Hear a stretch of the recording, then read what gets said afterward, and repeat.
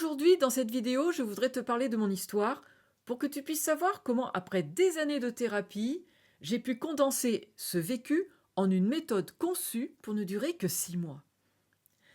Dans mon premier métier, j'ai commencé une carrière de flûtiste soliste dans un orchestre. Et puis j'étais professeur au conservatoire. C'était mon rêve réalisé. Tout le monde me disait: Waouh, tu as réalisé ce que tu voulais faire, tu fais un métier prestigieux. Et sur le papier, c'est vrai.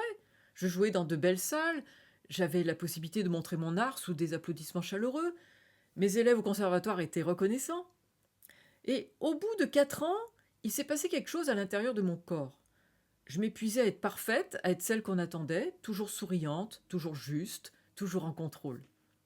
J'avais l'impression de vivre et de jouer une partition de ma vie qui n'était pas en lien avec mes désirs et mes valeurs. Il fallait faire bonne figure, se contenir ses émotions, être une machine à jouer. Il était hors de question de montrer le moindre signe de fatigue. Je jouais les notes, mais j'avais perdu la passion. Et un jour, mon corps a commencé à se rebeller. Je sentais des tensions fortes dans mon dos qui ne passaient pas malgré les séances d'ostéopathie. J'avais un nœud dans le ventre, constamment une oppression dans la poitrine, puis les insomnies ont apparu. J'étais essoufflée, j'étais épuisée, et ce souffle qui donnait vie à ma flûte devenait court, fragile et douloureux. C'était fou. Ce souffle que j'offrais à la musique, je ne le gardais même plus pour moi. Je donnais tout et je ne respirais plus. Alors, la joie s'est éteinte doucement, je n'avais plus la flamme, la vibration en moi qui met en action.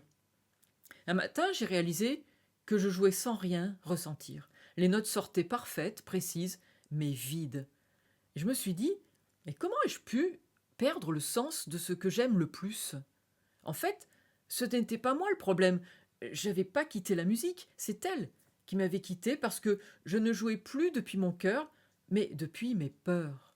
La peur de décevoir, la peur d'être trop lente, la peur de ne plus être à la hauteur. Alors, c'est là que ma confiance en moi s'est étiolée et je ne me sentais plus légitime.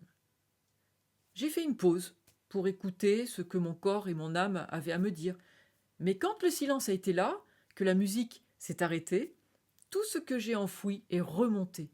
Les regrets, la colère, la fatigue, la tristesse. Mais dans ce silence, j'ai entendu la petite voix. J'ai compris que je m'étais oubliée et que je me sentais perdue sur mon chemin de vie. Alors j'ai cherché de l'aide, j'ai exploré toutes sortes de thérapies, j'ai passé des années à analyser, comprendre, décortiquer. On a parlé de mon enfance, de mon perfectionnisme, de mon besoin d'être aimée, de ma carrière exigeante. Et quand j'ai pu connecter avec mon enfance et comprendre que petite, j'ai appris très tôt que pour être aimée, il fallait être parfaite, parfaite dans mes gestes, parfaite dans mon comportement, et dans tout ce qu'on attendait de moi, là, j'ai commencé à comprendre. Je croyais que la valeur se méritait, que l'amour s'obtenait et que pour avoir une place, il fallait toujours bien faire. La musique est devenue le terrain idéal pour combler ce besoin d'importance, ce vide intérieur qui me murmurait: si tu joues parfaitement, tu seras enfin assez. Mais toutes ces approches avaient un point commun. Elles parlaient à ma tête, c'est-à-dire à mon cerveau conscient. Elles me donnaient des explications, mais pas de libération. Parce que mes blessures n'étaient pas dans mon mental. Elles étaient dans mon corps, dans mes tensions, dans mes blocages et dans mon souffle. J'ai perdu des années à essayer de comprendre que je pouvais aller sur le chemin de la guérison par le ressenti, en fait. Et c'est par la présence et en apprenant à me poser enfin que j'ai pu reconnaître mes émotions enfouies. Après avoir traversé tout cela, une évidence s'est imposée.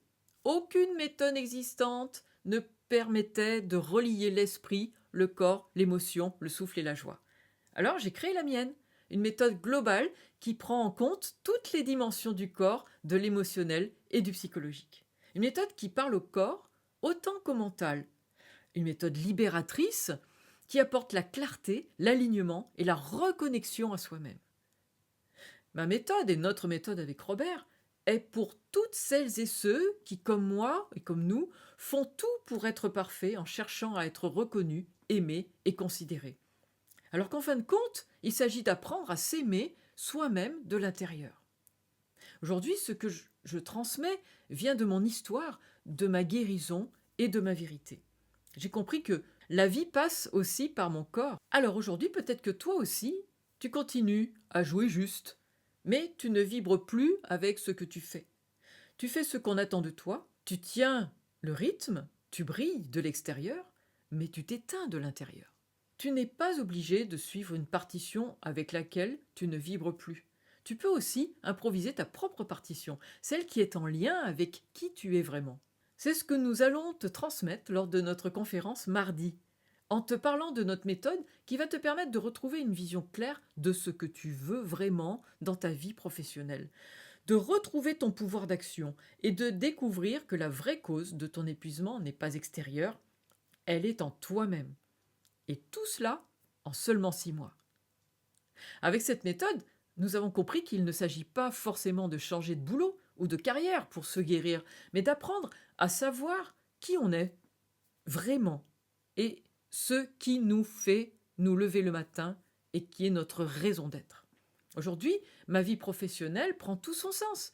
Je peux dire que mon job m'épanouit totalement.